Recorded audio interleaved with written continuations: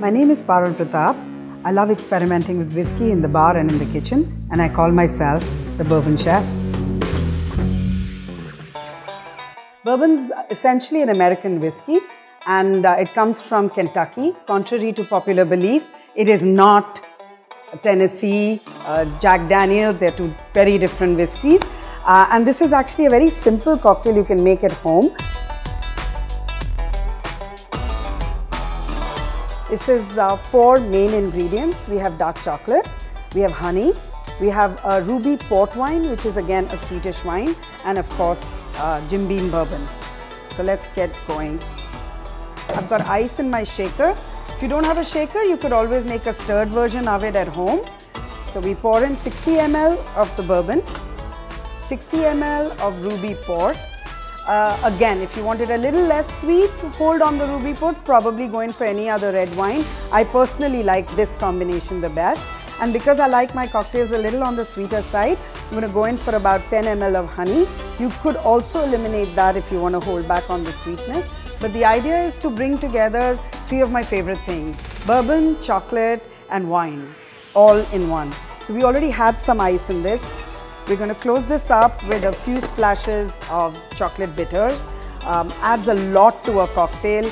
Every time you travel, try and invest in a selection of bitters. You'll thank me later. And quick shake.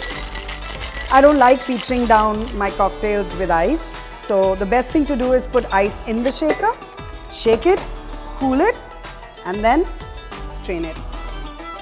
There you go. And that's why I call it Ruby B. It's a beautiful ruby color, and obviously it has bourbon in it, and that's the best part. That's our dark chocolate, which is stark, so we kind of loosen it up, and all of that goes in here. So with every sip, there's going to be an amazing bite of chocolate. Cheers. We're back in the kitchen, and this time we're going to be cooking with spirits. The fun thing about that is, contrary to popular belief, it doesn't mean there's actual liquor in it. All that burns off with the heat, and you're left with the lovely flavor of that spirit. And when it comes to bourbon, it's a nice sweetness, a caramelized kind of flavor, and that's what we're looking at.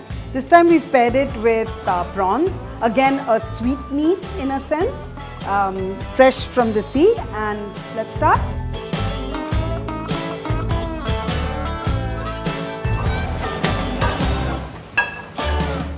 We start with oil.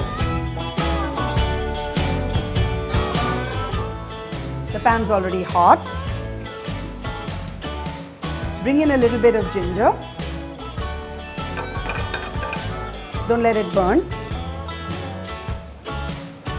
And then 2 gorgeous prawns.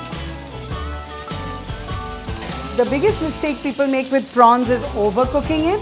Prawns need barely 4 minutes. Honestly, barely 4 minutes. So I can see my ginger is getting colored. Then comes the salt. And the spice. Loads. Though it's entirely up to you. I'm just going to flip these before they burn. You can use a pair of tongs if you like. Now we cool it off with honey.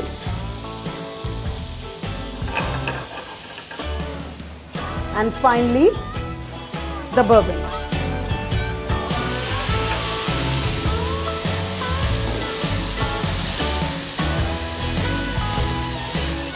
It's gorgeous, isn't it? And that's how you get a nice sear. You can let the liquor burn off, so take a minute or so, flip it if you like, and then we can plate it.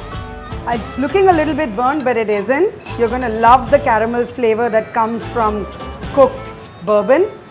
So don't waste anything, scrape it all off, keep all the good stuff, and just to add a little bit more of chili.